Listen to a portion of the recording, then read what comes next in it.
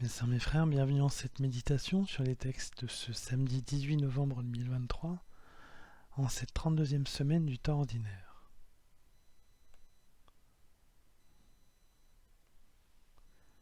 Prier sans cesse permet de rester ferme dans la foi et de voir Dieu. On voit souvent Jésus en train d'exhorter les disciples à prier sans cesse. On le voit aussi souvent prier le Père. Car la prière est cette intimité avec le Père dont seul le Fils est capable, mais il veut aussi nous mettre sur la voie. Chacun de nous sommes des fils et des filles de Dieu et nous pouvons nous adresser à lui.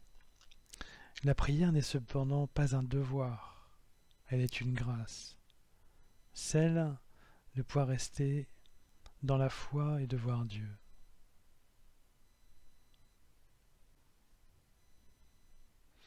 La prière est un entraînement à entrer en contact avec Dieu.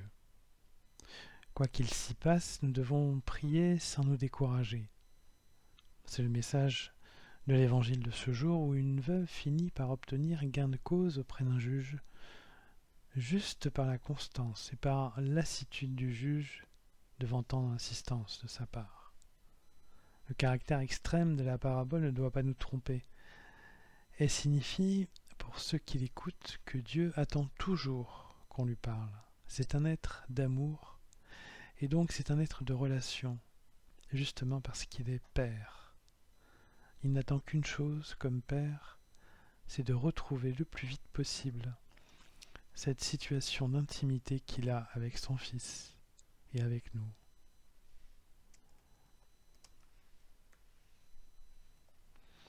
Dieu nous écoutera alors toujours.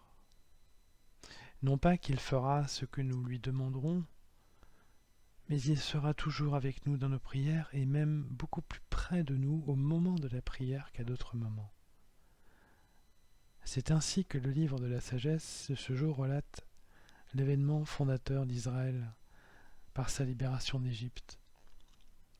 La prière est comme une libération sous la protection de notre Dieu, car Dieu accueille notre demande et la porte. Nous donnons dans la prière la possibilité à quelqu'un plus grand que nous de porter une charge, sans doute bien lourde pour nous seulement. C'est ainsi qu'il est dit dans le texte, « C'est là que le peuple entier, protégé par ta main, traversa en contemplant des prodiges merveilleux. » Mais sans mes frères, la prière rend présent Dieu à notre conscience, qui peut alors tout lui demander, et être déchargé de ses fardeaux. C'est une voie d'intimité qui est créée, par laquelle l'amour de Dieu passe et se fait sentir à nous. Elle rend alors présent l'amour paternel du Créateur, et nous sommes comme des fils et des filles d'Israël, qui allons être sauvés par Dieu en traversant la mer Rouge. C'est un acte de foi, et en retour, c'est un moyen de rendre sa foi plus ferme. Et c'est aussi un moyen de voir Dieu tel qu'il est, c'est-à-dire en pur amour qu'il est. Plus nous prierons, plus nous sentirons sa présence de pur amour. Et plus nous oserons nous adresser à lui, et plus nous le ferons comme fils et filles, adorateurs du Père.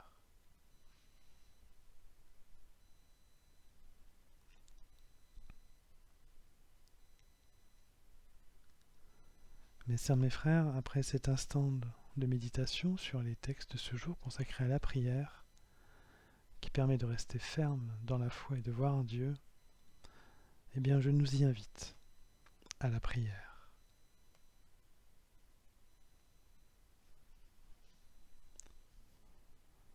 Ô cher Père céleste, qu'il est bon de te prier comme Jésus, ton Fils bien-aimé. Lorsque nous prions, c'est Jésus qui prie. Et nous sommes aussi tes fils et tes filles. Nous avons besoin de sentir ton amour. La prière nous rend enfants de toi et cela nous transporte de joie. Te voir par la prière, c'est sentir ton amour qui réchauffe notre cœur et qui nous guide sur l'océan d'une vie incertaine. Tu seras toujours présence, car tu nous aimes. Tu nous sauveras de tout et de la mort. Amen.